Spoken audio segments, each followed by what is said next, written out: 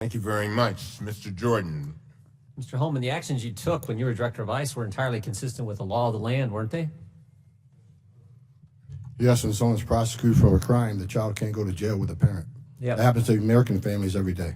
Yeah, and if we, as you said, I think earlier, if we don't like the law, last time I checked, it's the folks sitting up here got to change it.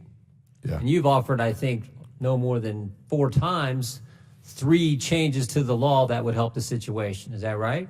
Yes, sir. Maybe make it a 5th time. Can you say it a 5th time for this group? Just, because, again, we're the ones that have to change the law. So give us that recommendation a 5th time, the 3 things that we got to do. If we would close the loopholes in the TVPRA, where children in Central America are treated the same as children in Mexico, if we would change the Flores settlement agreement so we can actually detain families in family setting long enough to see a judge and plead their case, if we can change the rules of asylum so it makes more sense so 90% of the people don't pass the first interview and a lot fewer pass in front of a judge, those 3 things would make a big difference on the border and decrease the illegal entry. Because those 3 things go to the heart of the matter. They go to the incentive. Is that right? They go to incentive along with the other things, such as talking about abolishing ICE, having no detention, free education, Yeah. free medical care, citizenship for those who are here illegally. When you keep offering incentives for people to come, sanctuary cities, come to this country, you'll be protected from ICE. As long as you keep having this language, more people who are vulnerable people are going to keep trying to come. Those kind of statements made by Democrats in the United States Congress or in positions of influence in this country, they have an impact, don't they? They have a significant impact. When a member of Congress says abolish ICE, when another member of Congress says abolish DHS, when the Speaker of the House says walls are immoral, when the person who gave the State of the Union response to the President's State of the Union says she's okay with non-citizens voting, that all has an impact, doesn't it? Just like the laws that you're sworn to uphold and impact and do when you're the director of ICE. It has a significant impact, and if this would have been fixed years ago, we probably wouldn't have seen zero tolerance. We wouldn't see the conditions on the border today. But because the laws haven't been changed, because of the statements that have been made, there was a crisis. There is a crisis on the border. And that just didn't happen yesterday. Right? You think about this. There was a crisis. The administration asks for help. Democrats say it's contrived, it's manufactured, it's fake, it's not real. Then when the real crisis gets actually worse, the Democrats blame the administration for the very crisis they helped create by the things they said and the fact it won't change the law. But somehow it's your problem. Somehow it's the president's problem. And we have Ms. Costello, who went down there, her team went down there and looked this all over as the inspector general. Said there's some concerns that she has, and the cause of the concerns they're trying to ascertain. Now, she also said agents are doing, I think your statement was agents are doing their level best. Is that right, Ms. Costello? That's the experience of our inspectors. So the inspector general goes down there with your team, and you conclude the agents, the people that Mr. Homan used to represent, are doing their darn best they can do, but they're overwhelmed.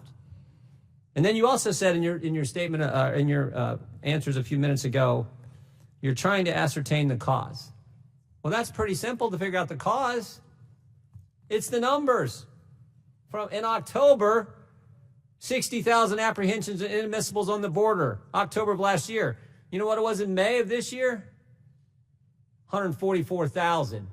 We know the cause. They're all coming.